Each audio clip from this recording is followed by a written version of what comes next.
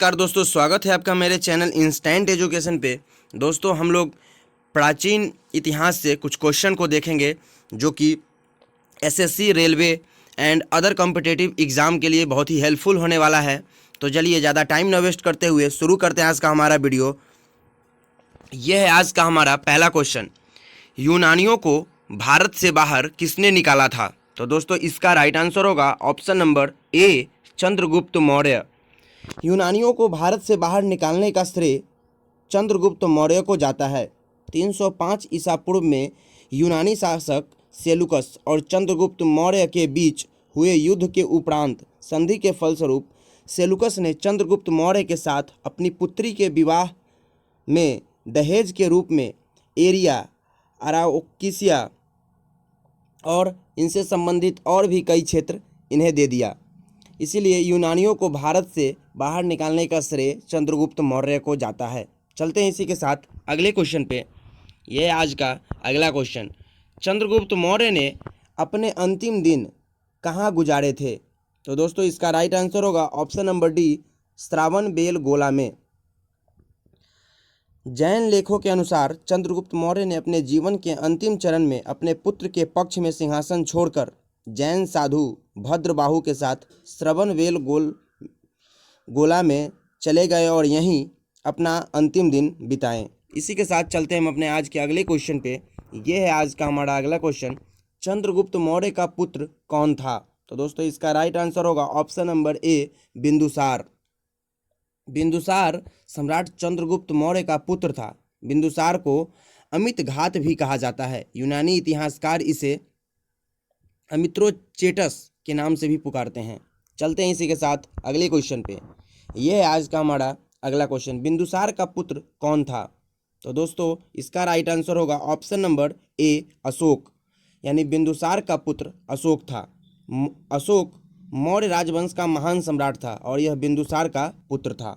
इसी के साथ चलते हैं अपने अगले क्वेश्चन पे। बिंदुसार के शासन के दौरान अशांति कहाँ थी? तो दोस्तों, इसका राइट आंसर होगा ऑप्शन नंबर सी, तक्षशिला में। चंद्रगुप्त मौर्य के उत्तराधिकारी एवं उसके पुत्र बिंदुसार के शासनकाल में तक्षशिला में विद्रोह हुआ था, जिसके कारण वहाँ पे अशांति फैली हुई थी। चलते हैं इसी के साथ आज के अगले क्वेश्चन पे। अशोक के अधीन मौर्य राजतंत्र का सबसे सही वर्णन निम्नलिखित में से कौन सा होगा? तो दोस्तों, इसका राइट आंसर होगा ऑप्शन नंबर ए, प्रबुद्ध स्वेच्छाचारी शासन। अशोक के अधीन मौर्य राजतंत्र प्रबुद्ध स्वेच्छाचारी शासन पर आधारित था। चलते हैं इसी के साथ अगले क्वेश्चन पे। अशोक के प्रशासनिक नीति में भारी परिवर्तन किस घटना से आया? तो दोस्तों, इसका राइट आंसर होगा ऑप्शन नंबर बी, कलिंग युद्ध से। अशोक की प्रशासनिक नीति में भारी परिवर्तन कलिंग युद्ध की घटना के बाद आया। कलिंग युद्ध के बाद ही अशोक द्वारा भेरी घोष की नीति का त्याग कर धम्म घोष की नीति अपनाया गया। इसी के साथ चलते हैं अपने अगले क्वेश्चन पे। ऑप्शन नंबर ए, मौर्य राजा अशोक। मौर्य सम्राट अशोक के अभिलेख में उसे देवा नाम प्रिय तथा राजा आदि की उपाधि से संबोधित किया गया है। चलते हैं इसी के साथ आज के हम अपने अगले क्वेश्चन पे। देवा नाम प्रिय के नाम से कौन विख्यात है? तो दोस्तों, इसका राइट आंसर होगा option number B, Ashok.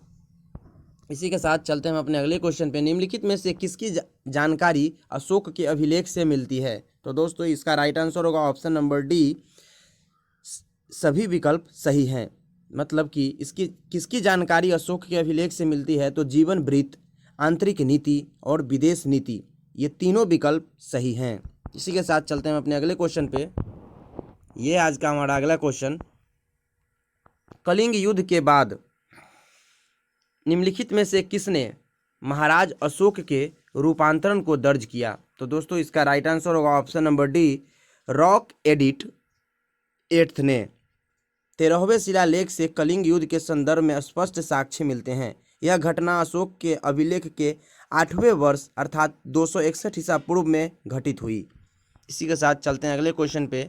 Kalinga युद्ध किस वर्ष में समाप्त हुआ? तो दोस्तों, इसका राइट आंसर होगा ऑप्शन नंबर ए, 261 BC में।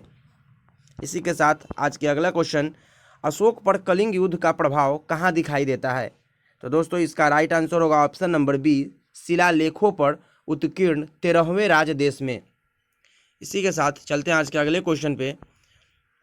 किस शिला राजादेश में अशोक ने कलिंग युद्ध के हताहतों का उल्लेख किया और युद्ध त्याग की घोषणा की? तो दोस्तों इसका राइट आंसर होगा ऑप्शन नंबर बी, शिला राजदेश 8th, मतलब शिला राजदेश 8वें में उसके 8वें उल्लेख में इस चीज़ को देखने का मौका मिलता है। चंद्रगुप्त मौर्य के दरबार में भेजा गया यूनानी राजदूत था? तो इसका राइट आंसर होगा ऑप्शन नंबर सी, मेगास्थनीज।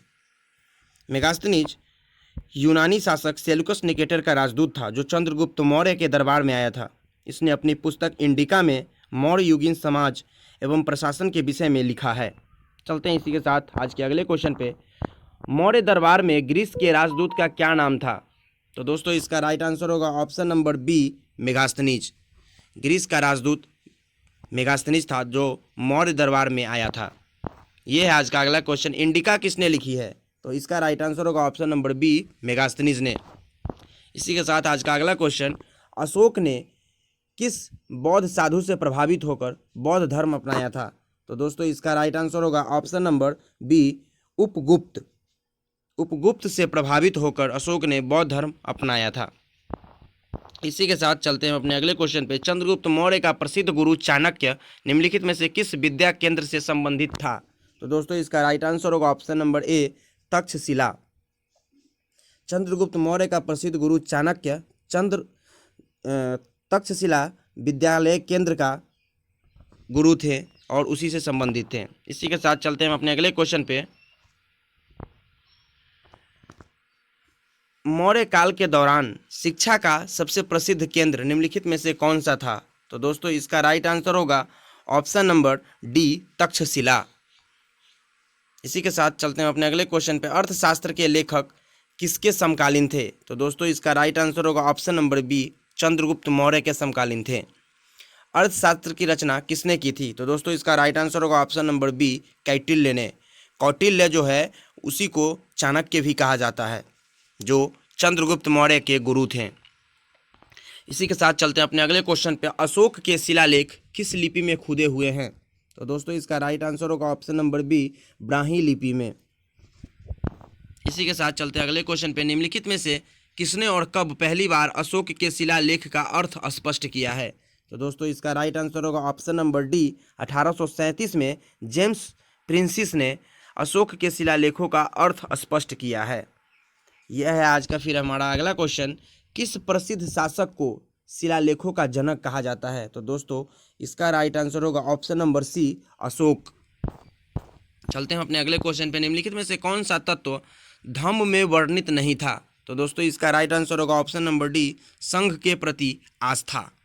धम्म में वर्णित है कि पक्षी प्राणियों की हत्या न करना, प्राणियों को क्षति न पहुंचाना, माता पिता की सेवा करना, भ्रातृ भाव, दान पुण्य, अल्प व्यय, अल्प संचय इत्यादि।